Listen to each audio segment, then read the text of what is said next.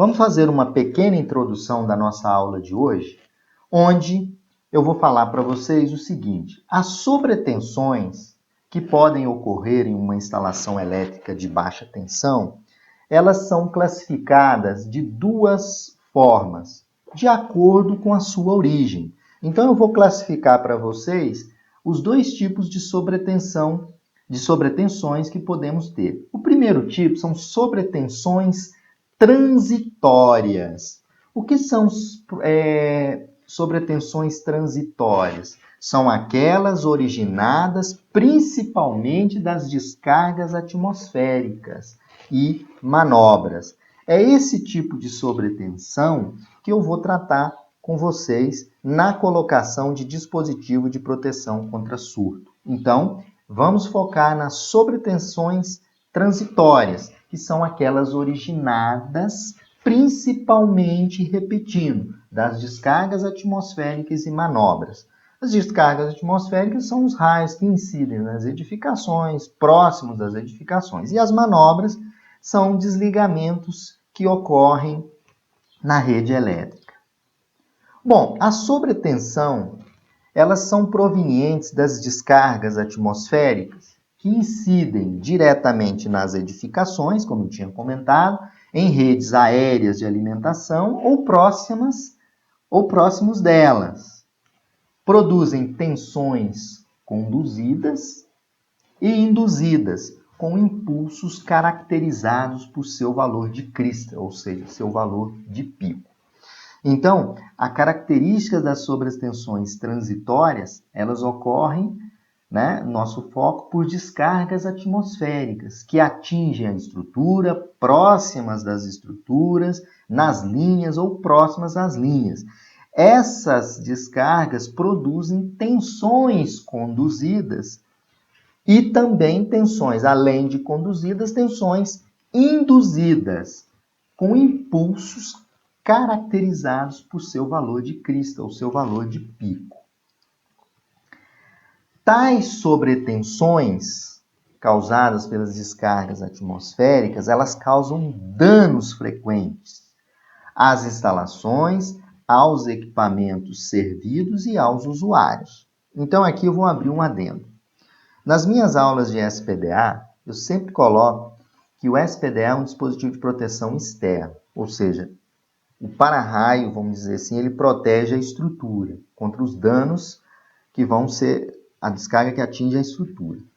Mas existe a necessidade de um SPDA interno, que são as medidas de proteção, para garantir que as sobretensões elas possam ser impedidas para que sejam adentradas nas instalações. Então, o SPDA é interno e externo. Isso deve ser projetado e executado no projeto de uma edificação. Então, voltando às sobretensões, elas causam danos às instalações elétricas. Então, eu posso dizer que o meu SPDA externo não protege as instalações elétricas. Não, porque nós vamos ver que 50% da descarga elétrica que atinge uma edificação, 50% delas retornam pelo sistema de aterramento. Então, voltando aqui, tais sobretensões causam danos às instalações elétricas, aos equipamentos e aos usuários também. Então, medidas de proteção devem ser adotadas. Entre elas, que nós vamos estudar hoje, são as medidas de proteção contra surto, que é a instalação de DPS.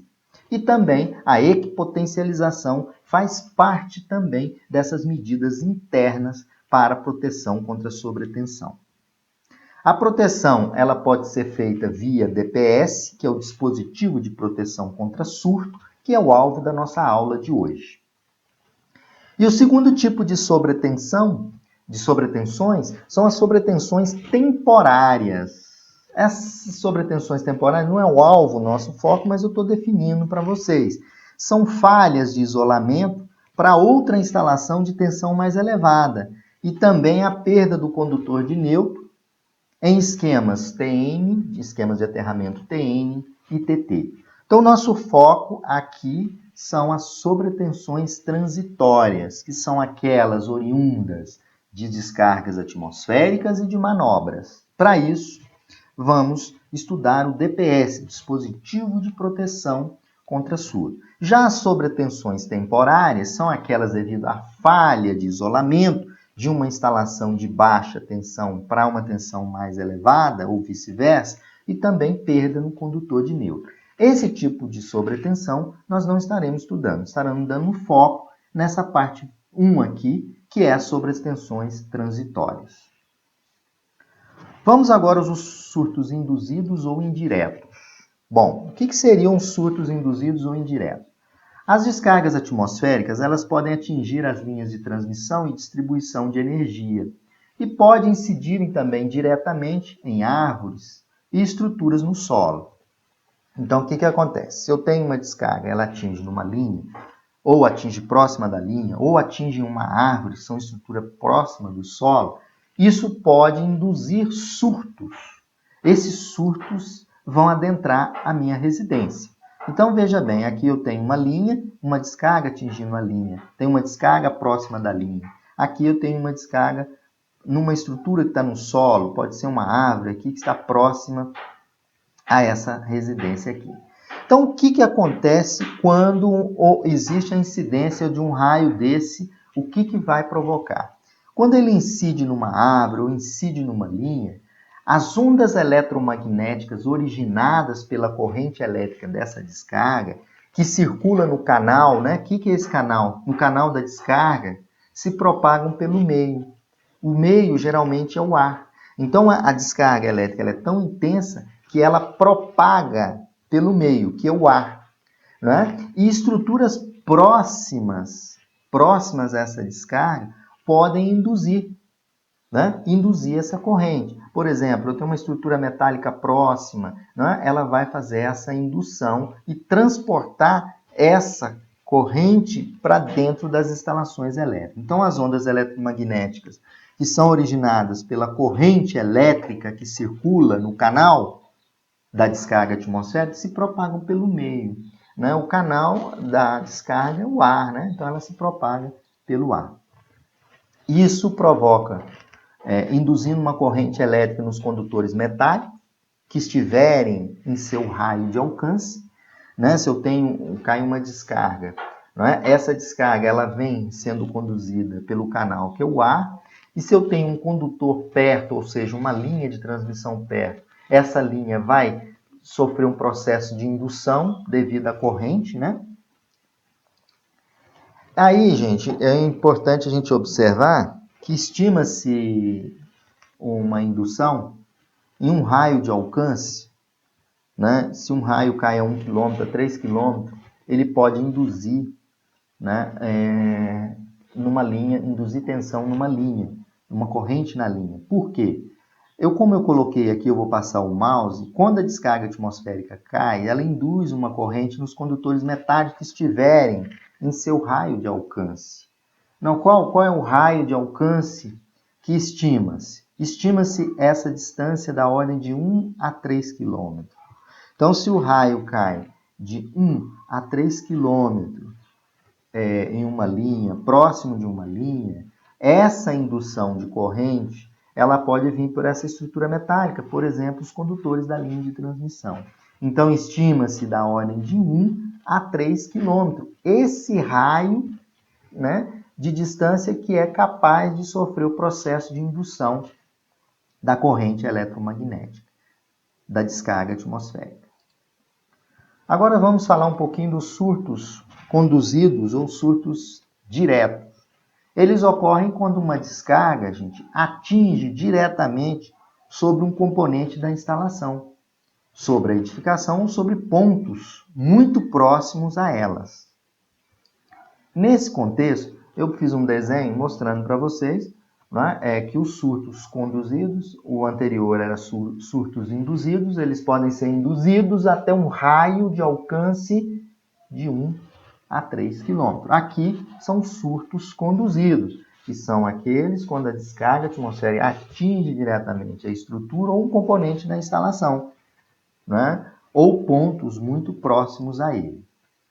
Todos os elementos metálicos presentes ali, né? Todos os elementos metálicos ali existentes, e o eletrodo de aterramento, eles ficam, por fração de segundo, submetidos a níveis diferentes de tensão.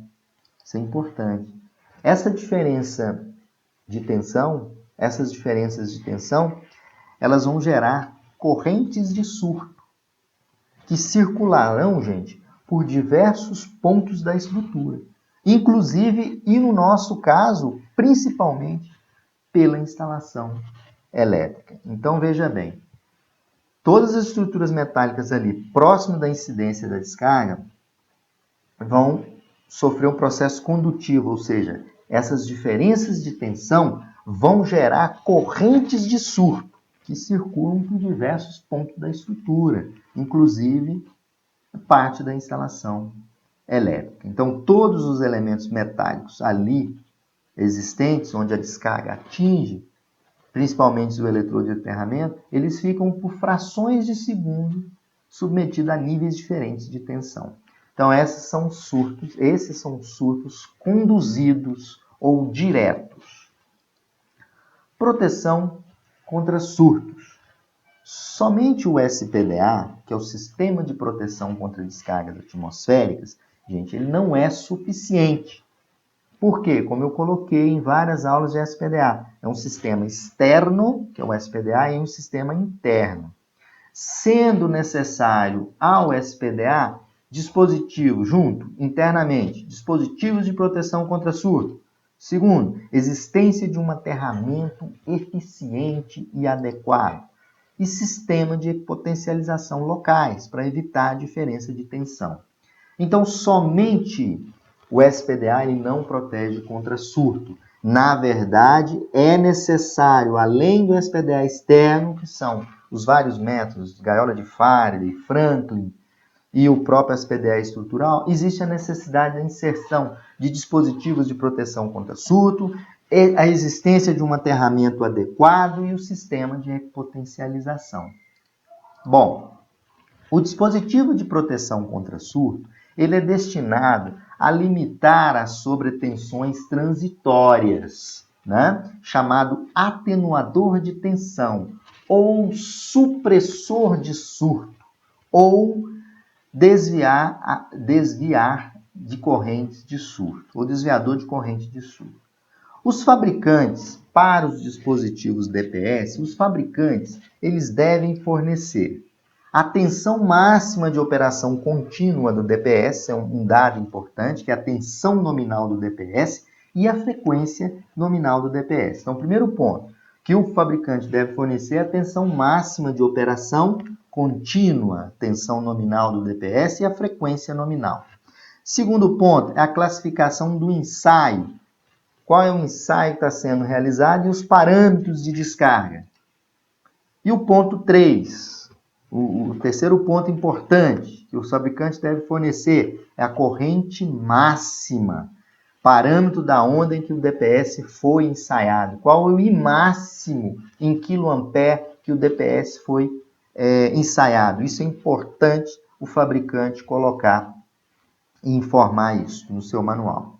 Corrente de impulso e carga em amperes por segundo para o DPS classe 1, né? Valor de modo de proteção. Então, essa informação tem que ser colocada pelo fabricante. Corrente de descarga nominal, que a gente chama de IN, para o DPS classe 2, né? Valor para cada modo de proteção. E tem que informar o nível de proteção, ou seja, o valor da tensão de operação, ou seja, o valor de UP. Então, o fabricante tem que informar o nível de proteção da tensão. O DPS classe 1, qual é o valor do UP? O DPS classe 2, qual é o valor do UP? Isso tem que ser informado pelo fabricante. Também ele tem que informar a suportabilidade às sobretensões temporárias, né? Vai apresentar essa suportabilidade à corrente de curto-circuito no ponto da instalação. Então, são esses dados, né, que o fabricante de DPS, que são os dispositivos de proteção contra surto, devem apresentar. Bom, quais são os tipos de DPS que nós temos? Nós temos o DPS comutador de tensão ou DPS curto-circuitante. É um dispositivo que tem a propriedade de mudar bruscamente o valor de sua impedância de um muito alto para praticamente desprezível, em função do aparecimento de um pulso de tensão em seus terminais. Então, esse tipo de DPS, inclusive a NBR 5410, fala que a gente pode utilizar DPS comutador de tensão ou DPS curto-circuitante. É aquele em que existe uma mudança brusca no valor da sua impedância, de muito alta para um valor praticamente desprezível, né? Em função do aparecimento de um impulso de tensão em seus terminais. Então, esse é o primeiro tipo de DPS, são os DPS curto-circuitante ou comutador de tensão. Eles são construídos com centelhadores. Eles podem ser construídos com centelhadores de gás, centelhadores a gás ou centelhadores a ar. Então, esse é o primeiro tipo de DPS. São os DPS curto-circuitantes, que é importante frisar, propriedade que eles têm de mudar bruscamente o valor de sua impedância de muito alto para praticamente desprezível. Ou seja, ele está em condições normais com uma alta impedância, quando tem um impulso de tensão acima do valor especificado, ele apresenta bruscamente uma impedância nula, ou seja, praticamente desprezível. Então, ele faz o aterramento, ele joga todo aquele impulso nos seus terminais para o sistema de aterramento. Podem ser construídos por centelhadores a gás ou centelhadores a ar. Que aqui está um exemplo com 3 eletrodozinhos, que é o centelhador. A segunda categoria são os DPS, atenuador de tensão, conhecidos como atenuadores de tensão ou supressor de surto. Ele tem a propriedade de mudar paulatinamente o valor de sua impedância de muito alto para praticamente desprezível. Isso quando aparece um impulso de tensão em seus terminais. Qual a diferença do DPS 1 para o DPS 2? O DPS 2, que é o atenuador de tensão ou supressor de eco, a variação da impedância dele de um valor alto para um valor muito baixo, ela não ocorre de forma brusca, ela ocorre de forma lenta, ou seja, ocorre paulatinamente, de um valor de impedância muito alto para praticamente desprezível. Eles são construídos a partir de varistores de óxido de zinco ou de carbeto de silício. Então, veja bem, essas são as categorias que nós temos de DPS. DPS comutador de tensão ou centelhadores, ou curto-circuitante, desculpa, ou DPS atenuador de tensão, supressor de eco. E o tamanho do varistor, está aqui o exemplo para vocês, o tamanho do varistor, o corpo do varistor diz muito a corrente que ele tem de capacidade. Então, a primeira modalidade são os curto-circuitantes. A impedância deles sai de um valor muito alto e muda bruscamente para um valor desprezível. Já os atenuadores ou supressores de tensão, atenuador de tensão, supressor de surto, eles mudam a sua impedância paulatinamente ou gradativamente. E temos uma terceira categoria, que são os DPS combinados, né? Ou seja, ele incorpora no mesmo dispositivo as propriedades dos comutadores de tensão e dos atenuadores de tensão. Ou seja, combina a função 1 mais a função 2. Lembrando que o 1, a impedância muda bruscamente. O 2, ela tem uma curva de mudança paulatinamente, ou seja, suavemente. Bom, como eu tinha comentado sobre a curva de atuação do DPS curto-circuitante, ou seja, a impedância ela muda de um valor alto para um valor muito baixo bruscamente. Então, eu tenho aqui um nível de desequilíbrio, ocorre um desequilíbrio nesse pulso aqui, olha, nesse ponto, né? O que acontece com a minha impedância? Ela cai bruscamente, né? Aí o meu pulso, ela vai fazer com que, como ela cai bruscamente, ela aterra todo o sinal, né? Leva todo o sinal para o aterramento. Então, ele vem e tem essa característica, o pulso de tensão, ali, ele é atenuado, ó.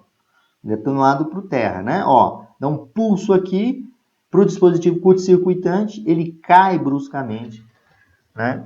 Apresentando uma impedância muito baixa. Já a curva de atuação do DPS não curto-circuitante, são um supressor de surto, vocês podem observar que eu tenho um nível de desequilíbrio quando eu tenho um pico de tensão, né?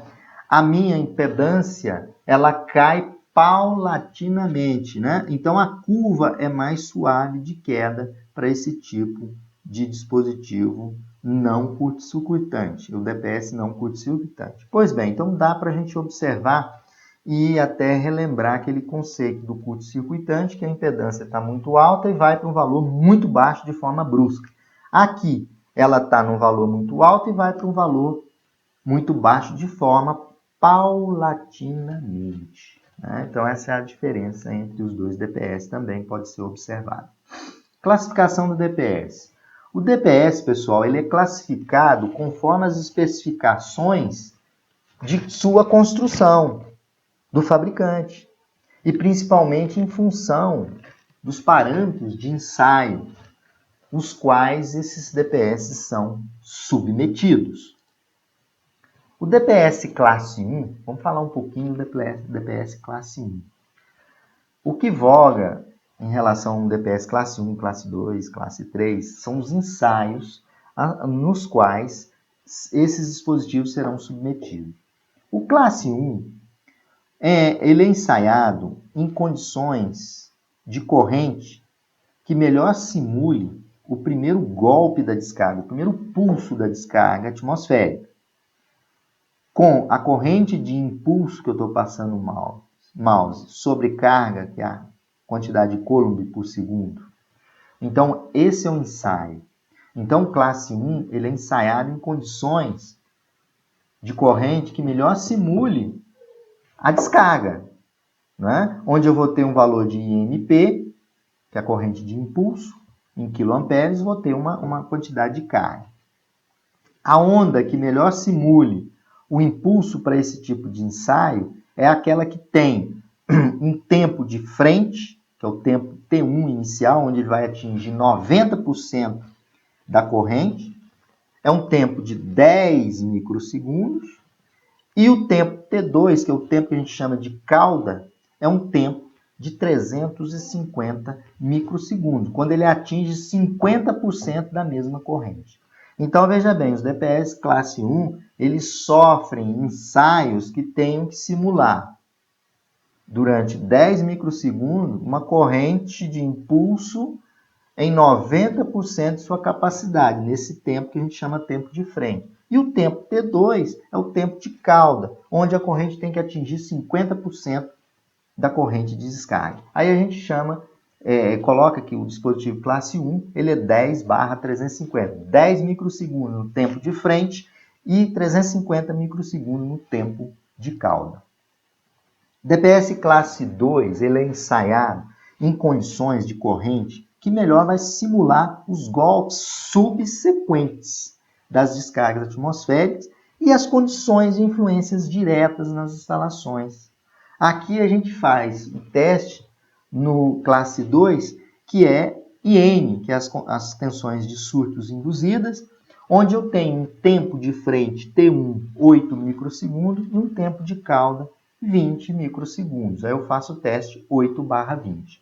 Então, veja bem, o classe 1, então, ele é ensaiado em tempo de 10/350. Veja que é um tempo mais longo, não é? Onde o tempo de frente, que é o T1, ele é um tempo em que a corrente atinge 90% da corrente máxima de ensaio, que é o IMP, corrente de impulso. E o T2, 50% da corrente de impulso. Né? Aqui, no classe 1, simula o primeiro golpe da descarga, né? Ou seja, quando a descarga atinge diretamente. Né? E o classe 2 é quando a descarga atinge, né, uma estrutura próxima, né, onde você vai analisar a descarga subsequente. Né? E as condições de testes aqui, vamos levar em conta a corrente de surto induzidas, né? E N. O tempo T1 é 8 microsegundos e o tempo T2, 20 microsegundos. DPS classe 3, né? Por ser um dispositivo atenuador de ajuste de tensão, utilizado em níveis internos de proteção, esse DPS ele é ensaiado com forma de onda combinada. A gente faz uma combinação de forma de onda. Aplica-se no dispositivo um impulso, uma tensão UOC, de 1,2 a 50 microsegundos. E com um impulso IN, na corrente de surto induzida, com duração de 80/20 microsegundos.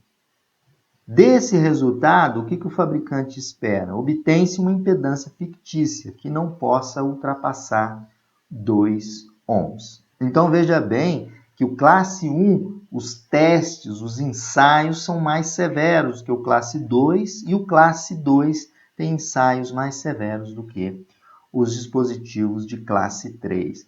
Então, o DPS ele é classificado em relação à sua construção e, principalmente, aos ensaios, aos parâmetros de ensaios quais são submetidos. Então, os classe 1 são submetidos a ensaios mais bruscos, né? Com tempo de 10/350. Já o classe 2, ensaios 8/20, 8 microsegundos, 20 microsegundos, da tensão e da corrente IN, enquanto o classe 1 é da corrente INP. E o classe 3, os ensaios são submetidos através de impulso de tensão de duração de 1,2 a 50 micro. E injetados um impulso de corrente de surto, IN, que a gente chama, 80/20. E a impedância fictícia não pode ultrapassar 2 ohms. Aqui, uma figura mostrando para vocês quem é T1, né? É o tempo de frente, que a gente chama, que eu citei aqui. É o tempo para a corrente atingir 90% do seu valor. E o tempo de cauda, que é o tempo T2, é o tempo para a corrente atingir 50%. Olha, ela atinge 50% do seu valor, que é o que a gente chama de tempo de cauda. Né? Aqui esse O1 é a origem da descarga, né? Aí tem a intensidade, o tempo T1, 90% da corrente, e o tempo T2 é o tempo de cauda, é o tempo para a corrente atingir 50% do impulso. Então, resumindo, o DPS ele é classificado por classes e cada classe tem um ensaio a qual o dispositivo é submetido pelo fabricante. Ainda falando um pouco da classificação do DPS, vocês podem observar aí, eu fiz uma curva para vocês, né? A curva do DPS classe 1, ele tem impulso de 10, impulso de frente, né? Que é a corrente até atingir 90% da corrente máxima, né? A descarga. E aqui, 350 é o tempo de cauda, onde ele atinge 50% da corrente. Então, esse aqui é um ensaio no DPS classe 1, onde o tempo T1 é esse tempo aqui, que é o tempo de frente, que vai atingir 90% da corrente máxima, e aqui, 50%, esse é o tempo de cauda. Então, a gente chama de 10/350 microsegundos. O outro exemplo é um ensaio do classe 2. Vocês podem ver que o classe 1, a curva é bem mais alargada, né? Ele é submetido a correntes intensas por um período de tempo maior. Aqui no classe 1, o ensaio dele, vocês podem observar que o tempo de frente, estou passando o mouse, é 8 microsegundos, está aqui, quando ele atinge 90% da corrente máxima, e eu faço o teste durante 20 microsegundos. quando ele atinge 50% da corrente. Então, podem observar que os ensaios do classe 1 são mais severos do que o classe 2. Então, deu para vocês observarem a diferença na classificação do DPS. O que é um DPS? DPS classe 1 é aquele DPS onde os ensaios são mais apertados, mais bruscos, como vocês podem observar nesses dois gráficos. Bom, ainda falando um pouquinho da classificação do DPS, riscos de danos provenientes dos efeitos indiretos gerados pelas descargas atmosféricas nas linhas de alimentação que adentram a edificação são chamados surtos induzidos. DPS classe 2 instalado no primeiro nível de proteção. Então, o DPS classe 2, ele consegue, não é, proteger os surtos induzidos. Aí é o DPS atenuador de tensão ou DPS combinado, como nós vimos anteriormente. Atenuador de tensão é a base de varistor ou combinado. Atenuador de tensão é o curto-circuitante. Então, classe 2, né, são os riscos que são provenientes de descargas indiretas. Então, descargas indiretas, né, que são descargas de intensidade menor, o DPS classe 2. Os riscos de dano proveniente ao impacto direto das descargas atmosféricas na estrutura ou em outros componentes da instalação ou muito próximo dela são surtos conduzidos, que eu tinha definido anteriormente. DPS classe 1, instalado no primeiro nível de proteção. É o DPS comutador de tensão ou combinado. Comutador de tensão é o curto-circuitante.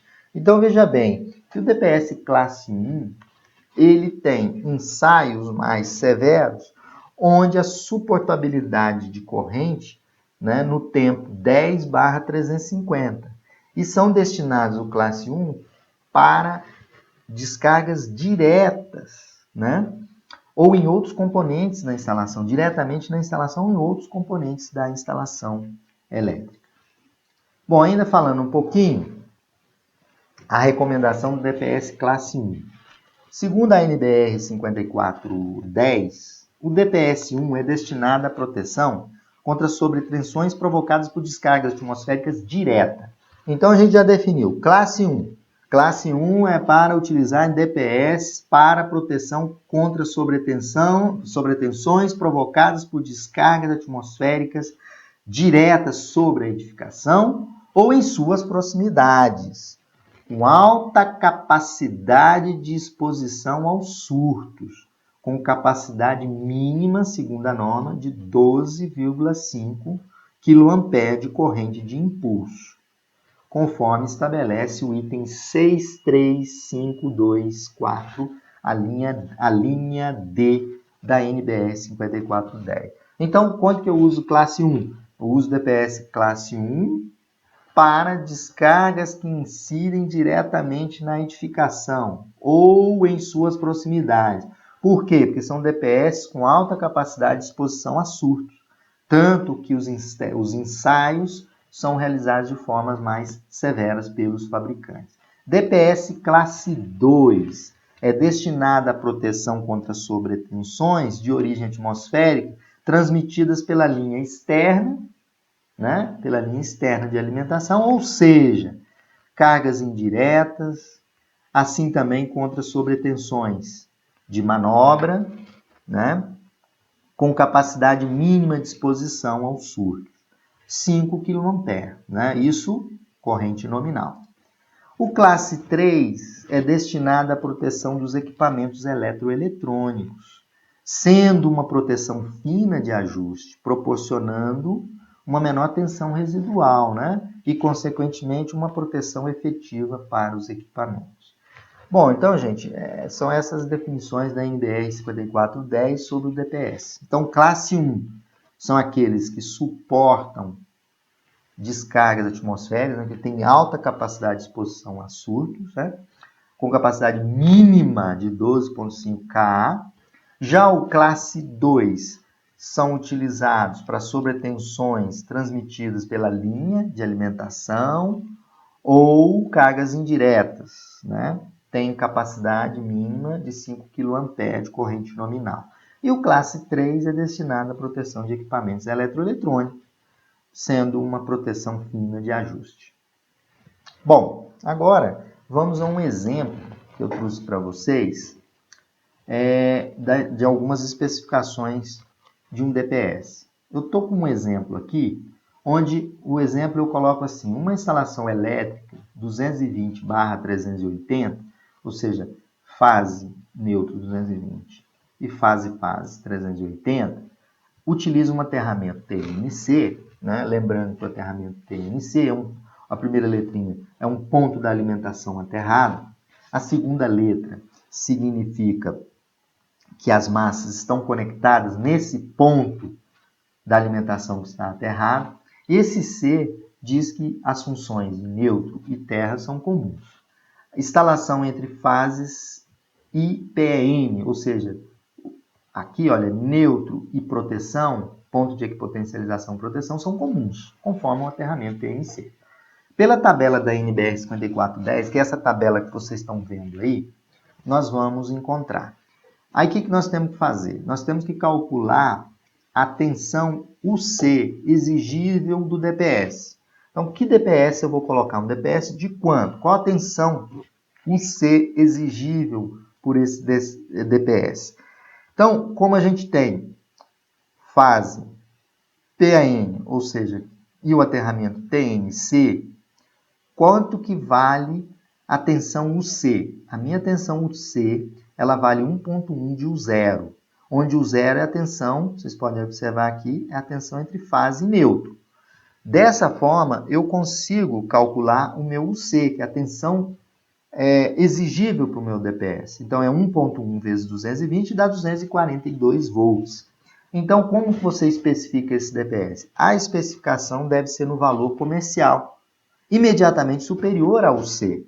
Então, a gente pode dizer que esse DPS vai ser um DPS de 250 ou 255 volts, com o C, que é a tensão exigível, né, para esse DPS. Então, os valores adequados de UC, eles podem ser significativamente superiores aos valores mínimos da tabela, né? Então, é uma das formas de você fazer um cálculozinho do seu DPS. A minha tensão é 220, então é 220 vezes 1.1, nesse meu exemplo, né? Por isso tem essa tabela, que é a tabela da NBR 5410, onde que está caracterizado aqui as fases, né? Ponto de equipotencialização, se for separado ou não, neutro separado, no nosso caso tem NC. Então, a tensão UC do meu DPS, que é a tensão de especificação dele, deve ser superior a 242 volts.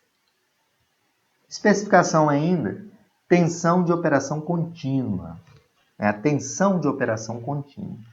Aqui, essa tabela, vocês têm a corrente de pico para o classe 1, que é aquele IMP, o classe 1, 200 kA, o classe 2, 150 kA, 3 e 4, 100 kA. Aqui é o tempo de frente, que já tínhamos comentado, 10 para o classe 1, 10 classe 2 e assim sucessivamente. Tempo de 50% de cauda, que é o T2, tempo de cauda, 350. Veja que para corrente de pico, eu tenho o tempo, né, 10, 350, tempo de cauda, 10, 350. E aqui a carga em condição do primeiro raio, em Coulomb, né? Então, esses valores são valores importantes, né, que a gente tem que considerar a corrente de pico. 200, 150 e 100. 200 kA para a classe 1, 150 classe 2. Isso corrente de pico. Bom, aqui, gente, eu trouxe esse texto muito importante que faz a gente refletir.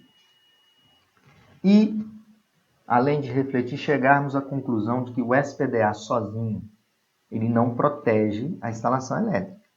Ele protege a estrutura e as pessoas que estão dentro. Então, veja bem, o que é a IEC, que é uma norma internacional, a IEC 62305/4, ela convenciona que a corrente elétrica da descarga atmosférica, ela se divide ao longo do SPDA. sendo que, ao chegar ao solo, metade dessa corrente se dispersa nele, no solo, e a outra metade retorna para a instalação. Por quê ela retorna?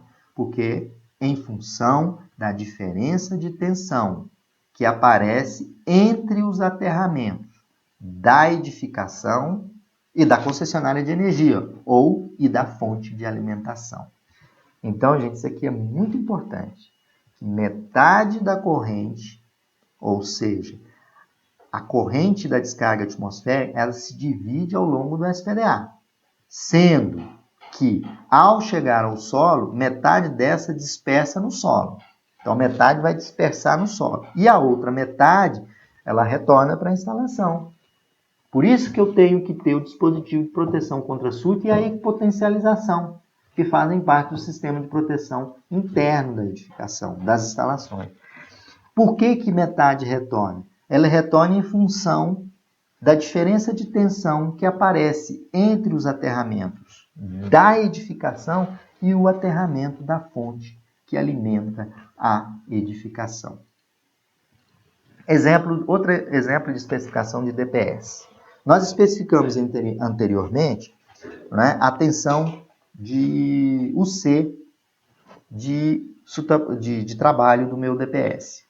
Agora vamos imaginar um edifício residencial onde o projetista de SPDA escolheu um nível máximo de proteção para esse edifício, que é nível 1. E é utilizado um esquema de aterramento TNC e uma rede de alimentação trifásica. Então o projetista lá escolheu o nível 1 de proteção, o SPDA é o nível máximo de proteção, e o aterramento da edificação TNC, uma rede trifásica. Bom, eu tenho que calcular a corrente, tem que buscar lá na tabela qual é a corrente da descarga atmosférica de nível 1. Bom, se vocês observarem anteriormente, vou voltar aqui na tabela, olha aqui a corrente de descarga, parâmetros da corrente da descarga atmosférica. Corrente de pico, ó, nível 1, 200, nível 2, 150, 3 e 4, 100. Né? Isso é nível da corrente de descarga, ok, gente? Então, essa tabela, nível da corrente de descarga. Tanto que aqui que eu concluo para vocês, 50% dispersa no solo, os outros 50% retorna para a instalação devido à diferença entre os aterramentos, né, da alimentação e aterramento da edificação. Então, o projetista escolheu nível 1.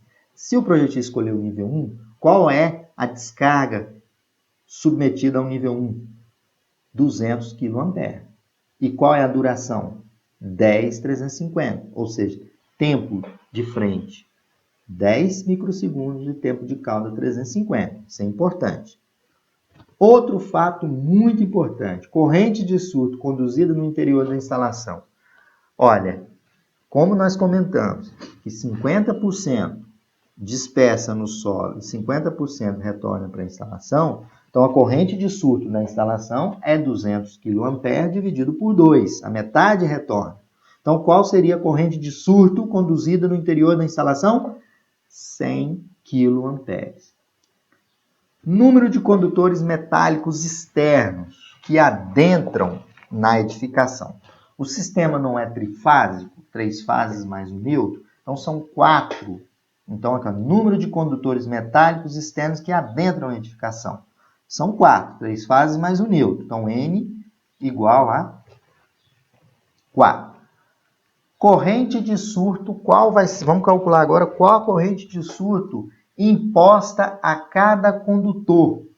Nós tínhamos calculado anteriormente a corrente de surto, que é 100 kA. É a metade da corrente da descarga, que a metade fica no solo, né, dispersa no sistema de aterramento. A corrente de surto imposta para cada condutor, eu vou pegar 100 kA, que é a corrente de surto aqui, 100, e vou dividir pelo número de condutores. 100 dividido por 4. Então, qual é a corrente de surto imposta em cada condutor?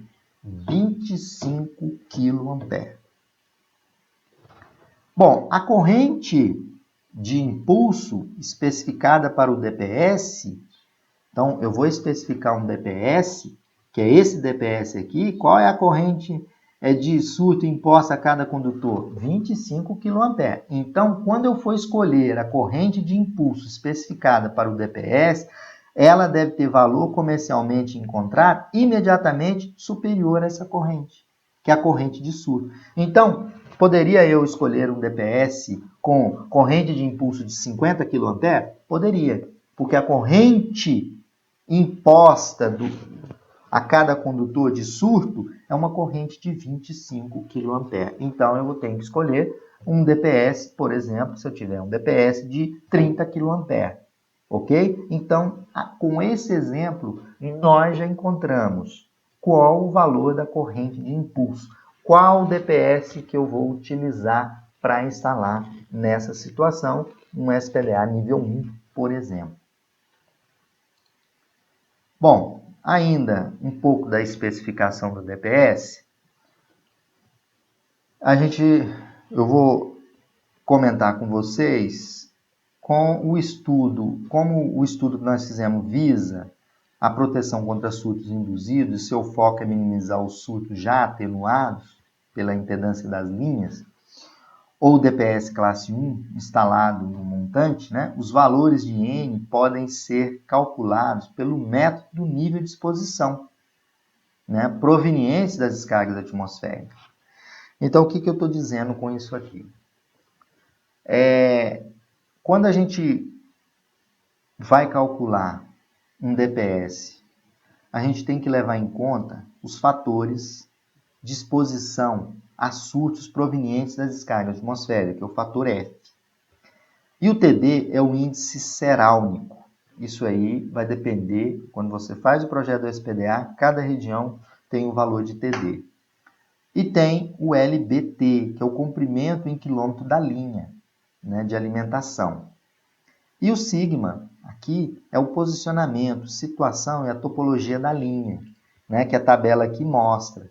Ó, sigma 0 para linha aérea e edificação completamente envolvida, sigma 0,5 para linha aérea e edificação com algumas estruturas próximas, né, 0,71, que é o pior caso, para linha aérea e edificação sobre morro, em presença de água superficial e área moça. Bom, então, esse fator F é o nível de exposição. Vocês podem observar aqui que, de acordo com esse fator F, eu escolho a corrente IN. Nós calculamos anteriormente corrente de impulso. Para mim calcular a corrente IN do meu DPS, eu encontrei anteriormente INP, né, que tem que ser maior do que a corrente de surto de cada condutor. Aqui eu tenho que achar a corrente IN, né, com vistas, né, à proteção contra surtos induzidos. Né, o IN para proteger contra surtos induzidos. Quando é que eu protejo surtos induzidos? Eu vou calcular o fator F, que é o tempo de exposição, que é o nível de exposição a surtos, né? Se ele for menor ou igual a 40, você vai escolher uma corrente IN de 5 kA. Se ele tiver entre 40, maior do que 40, e menor ou igual a 80, IN 10. Então, vai escolher um IN com 10 kA. Se F for maior do que 70, você olha um IN de 20 kA. Então, quando você vai escolher um DPS, né, com vista à proteção a surtos induzidos, e o foco seu é minimizar os surtos já atenuados pela impedância das linhas ou DPS classe 1, instalado lá na entrada, você na verdade, está colocando um segundo nível de DPS, que é o DPS classe 2. Como é que eu especifico o DPS classe 2? O DPS classe 1 já atenuou o pulso. Aí ele passa para o DPS classe 2. Como que eu especifico o DPS classe 2? Eu utilizo toda essa metodologia que eu estou mostrando aqui para vocês, onde eu tenho que encontrar a corrente nominal de surtos induzidos, que eu mostrei anteriormente, que é o IN, que a gente faz o cálculo em função dessa expressão aqui. Onde TD, lembrando, que é o índice serálnico. Vocês vão lá no Instituto de Pesquisas Espaciais, tem lá as curvas serálnicas, ou na própria NBS 5419 tem esses valores. LBT o tamanho da linha e sigma é as condições da linha. Dessa forma, coloquei um DPS classe 1, ele já atenuou o impulso. Aí vou colocar um DPS classe 2, já para atenuar o quê? Aos impulsos induzidos pela descarga direta. Né? Então isso é muito importante observar. Bom, as correntes nominais normalizadas são IN 5 A por modo de proteção, IN 10 kA para DPS de neutro com ligação monofásica e 20 kA para DPS de neutro com ligação trifásica. Nesse caso aqui, para F maior do que 70, eu vou usar 20 kA. Então, gente, o que eu quis colocar aqui no exemplo? Primeiro exemplo, eu escolhi um DPS classe 1 para atenuar a descarga direta. Depois eu vou colocar um segundo nível de DPS, que é o classe 2, para segurar as descargas induzidas pela descarga direta. Então, a descarga caiu diretamente, eu vou ter outros pulsos induzidos. Aí eu coloquei um DPS classe 2. Esse DPS classe 2, eu calculo ele em função dessa metodologia que eu apresentei aqui para vocês, onde eu vou calcular a corrente em N, e N é a corrente de surto induzido. Bom, níveis de ligação para DPS. Também essa figura extraída da NBR 5410, nós temos os níveis aqui de DPS. Então, eu vou começar aqui por UP. Né? UP, vendo a tabela aqui, é a tensão de impulso suportável requerida pelo DPS. A categoria do produto é definido em kV. Então, veja bem, sistemas trifásicos, 220 e 380, produto a ser utilizado na entrada da instalação. É categoria 4, na entrada da instalação. No quadro geral, alimenta seu edifício, no quadro geral vou colocar um DPS classe 1, nível 1 de proteção. É o ponto de entrada na energia. Classe 1 é aquele DPS onde você tem ensaios 10/350 com correntes, né, projetados de 200 kA. Então, veja bem, então o P classe 4, o P vale, para classe 3, o P vale 4 kV, para classe 2, 2,5, para classe 1, 1,5. Né? São produtos, aqui você pode usar o classe 2 em equipamentos de utilização, né? Pode usar num PABX, alguma coisa assim, produtos a ser utilizados em quadros de distribuição, circuitos terminais. Então, veja bem, quanto que eu coloco um UP classe 3? Eu coloco em quadros de distribuição. Né? Aí, voltando aqui no nosso desenho, o classe 4 é o classe de tensão de suportabilidade, maior tensão, é o DPS com capacidade UP, que é a tensão suportável requerida de impulso, de 6 kV. Aqui é o primeiro nível de proteção. Eu estou colocando esse DPS aqui na entrada da edificação, no quadro geral de entrada. E vou usar uma suportabilidade 3, classe 3, com 4 kV. E aqui eu já coloco um DPS classe 2, olha. É o segundo nível de proteção. Isso é no quadro de distribuição parcial. Né? O seu prédio tem um quadro geral, tem um quadro de distribuição parcial. Aqui eu coloco e calculo aqui um DPS classe 2, ó, nível 2, né? Que tem uma corrente de suportabilidade de 100 kA na descarga. Depois um DPS nível 3, que eu coloco em quadro de distribuição de circuito secundário. Ó, quadro de distribuição de circuito secundário. Né? Eu coloco nível 3, com o P classe 2 de 2,5 kV. E no último nível, eu boto aqui o nível 4 no DPS, é para proteger tomadas para equipamento de utilização. Vou ter um equipamento lá, vou utilizar esse equipamento e coloco ele na tomada. Então, DPS classe 4 é aquele DPSzinho que tem uma tensão de suportabilidade de 2,5 kV.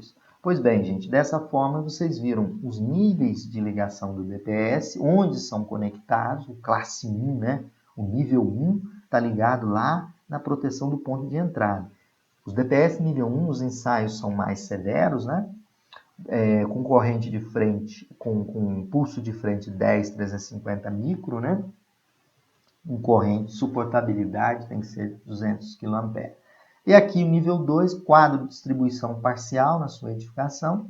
E aqui nível 3, quadro de distribuição secundário ou tomadas. E 4, usar em equipamento de utilização.